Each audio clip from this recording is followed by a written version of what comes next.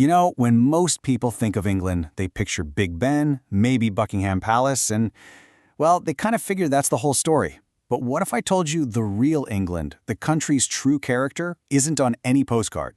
We're about to take a hidden route, a different path, to discover the incredible engineering, history, and mysteries that are hiding just beneath the surface.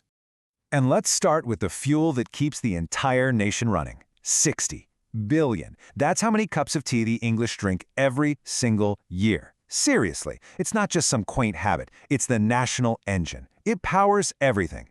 And it's our first clue that the real England is found in its daily rituals, not just its giant monuments. So this really says it all, doesn't it? On one side, you've got tourist England. Yep, there's Big Ben, the palace, the usual suspects.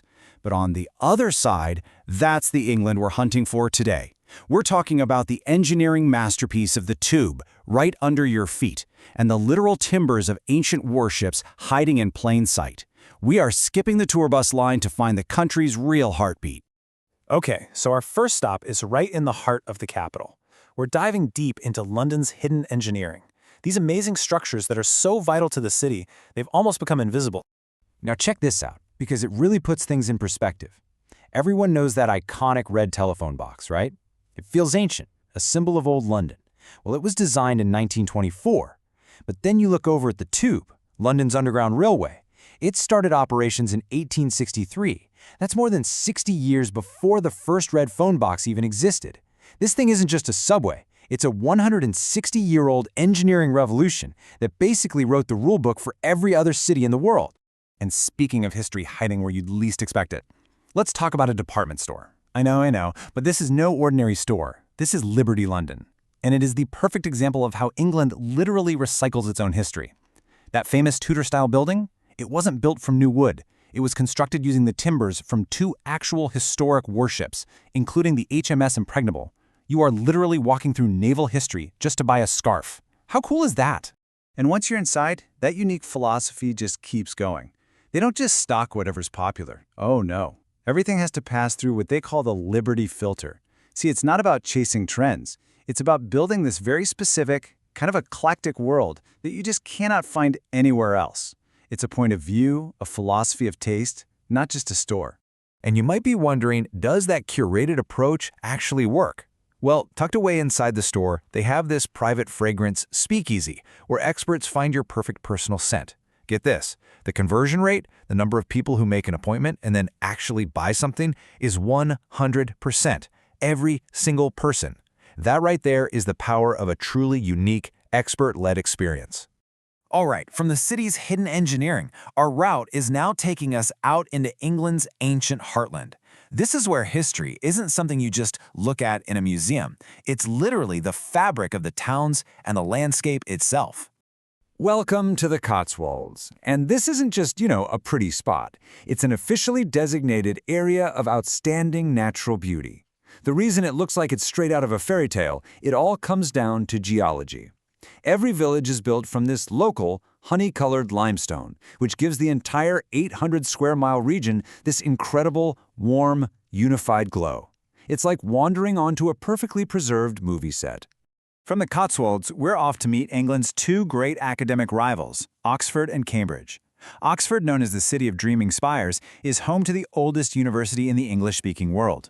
It's the place that inspired fantasy worlds like Hogwarts. Cambridge, on the other hand, well, its key experience is punting, just gliding down the river past 800 years of breathtaking architecture. Two legendary cities, two totally different historical vibes. For our final leg, we are heading north. We're going to some of England's most dramatic landscapes, places where nature's scale is just humbling, and history, well, it gives way to prehistoric mystery. This is the Lake District, a land of true giants. It's got England's highest mountain, Scafell Pike, and its deepest lake, Wastwater. But here's the quirky little fact that locals love to share. Despite the name, the Lake District technically has only one official lake, which is Bassenthwaite Lake. All the others are called meres or waters. It's a perfect little piece of English eccentricity, isn't it? And finally, we arrive at the ultimate mystery, Stonehenge. Just let these numbers sink in for a second. It's 5,000 years old. The biggest stones weigh 25 tons. And some of those stones were dragged here from over 150 miles away. This isn't just a circle of rocks, it's one of the greatest engineering puzzles of the ancient world. Which, of course, brings us to the one massive, unanswered question. How? Just how? How did a society with no wheels, no complex machines, manage to quarry, transport, and stand up these enormous stones with such mind-boggling precision? We've got theories, sure, it was an observatory, a healing center, a temple, but the honest truth is, we're all still guessing. So, from the secret engineering of London all the way to the ancient stones on Salisbury Plain, we've really followed a very specific path. Let's just quickly retrace our steps on this route to the real England. It's really a four-step journey. First, you look down, beneath your feet, at London's hidden engineering. Second, you uncover the secrets of a department store built from old warships.